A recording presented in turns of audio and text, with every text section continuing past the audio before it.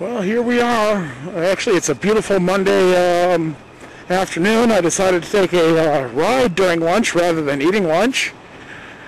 I do have two cameras running. Hopefully it all works out. I'll probably take a stop halfway through this trip. I'm only going to ride about 20 miles or so. I'll,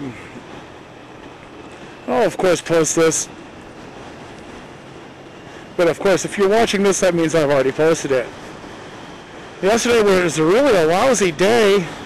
We had a front come through and never really got above 40 degrees. Cold, rainy. I wanted to make this ride yesterday.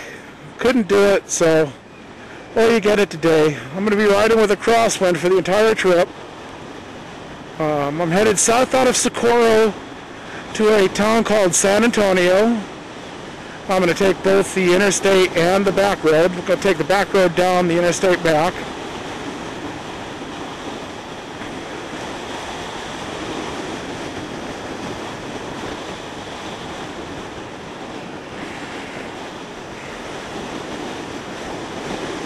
The back road is old U.S. Highway 85. It ran from Albuquerque to El Paso. Of course, it's now been replaced with Interstate I-25.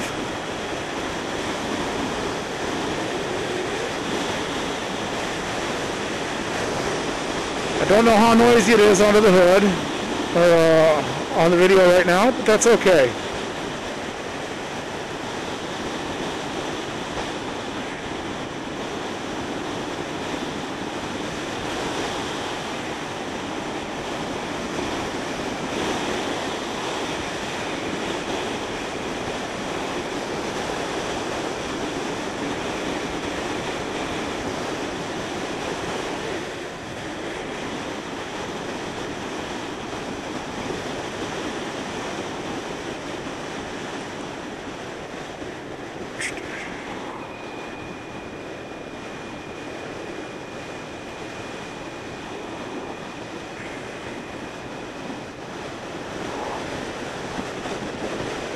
Back off a little bit, let these cars get some interval.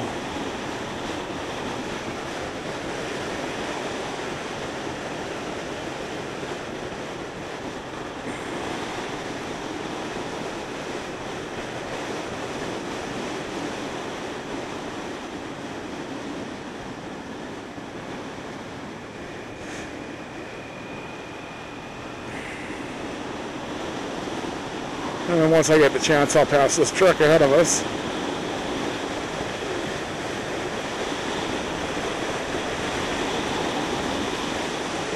Well, I don't know if I've mentioned it before, but I really do love this bike.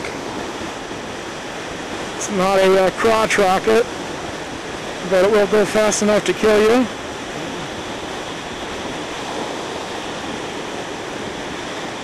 Bike is a 2007 Bonneville T100.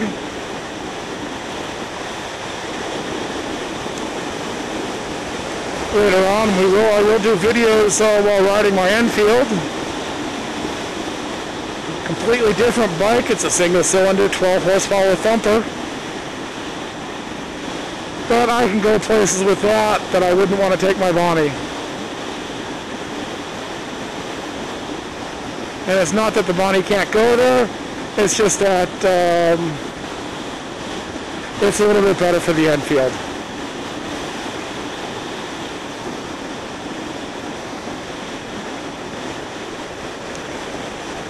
I've said before, I am going to outfit my Enfield with dual purpose tires so I can ride both on and off-road. Now, when I say off-road, I'm not meaning a dirt bike type trail. I'm talking about some of the quote-unquote state highways and county roads in New Mexico that are dirt. There's probably more dirt road recognized in New Mexico than there is paved road. Some really gorgeous trips. I've driven them in the truck, my Bronco before, but I think taking them on a motorcycle would be really fantastic.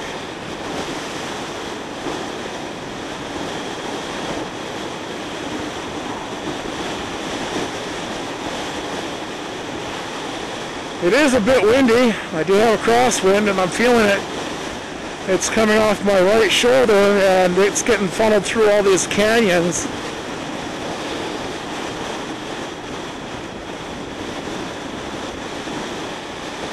I'm sure you can see it on the video too. All of a sudden it just starts to lean to the right a little as I compensate for the wind. And it is hauling.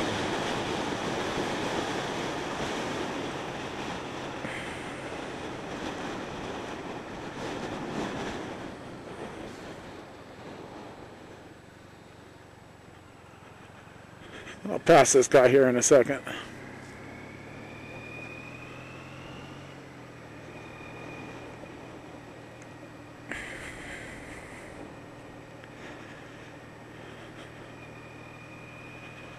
Up ahead, we'll be crossing a cattle guard, and this is a cattle guard that's made out of railroad rails. No treatment for traction, so when you cross it, you want to make sure that the bike crosses perpendicular and you don't have any lean on it, because if it's any bit wet, you stand a really good chance of losing your bike.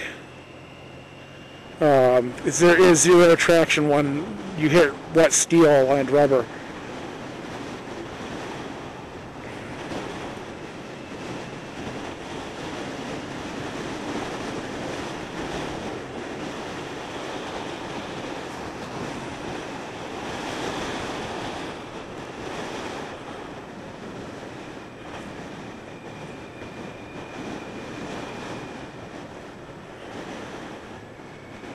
Nothing much major to talk about today. Saturday night, went over, had dinner with the neighbors. Really good conversation, nice people.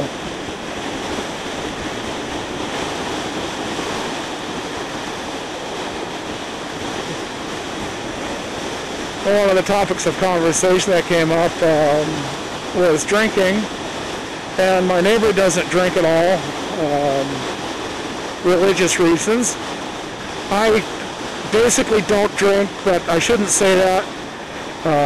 I do drink. I do will have beer and the occasional mixed drink, but you just don't see me getting drunk. I think the last time I got drunk was maybe 15 or 16 years ago, at that stage when you go from being a kid to or let me rephrase that, not a kid, but a young adult to a mature adult. And I'm not talking about age itself, but you hit that level of emotional maturity.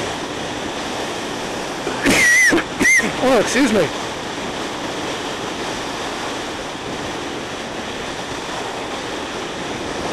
And one of the things I saw Saturday afternoon, another neighbor, who I know is most definitely an alcoholic, and it was a very bad situation. Guy came home, he drove home, and was so drunk that he could not stand. As soon as he got out of his car, he fell over. And it took his girlfriend about 40 minutes to get him in the house. I'm sorry to say, but when somebody is falling down drunk that way, I'm not going to help him. It's stupid, you know, that type of stuff. Okay, I'm off my political soapbox.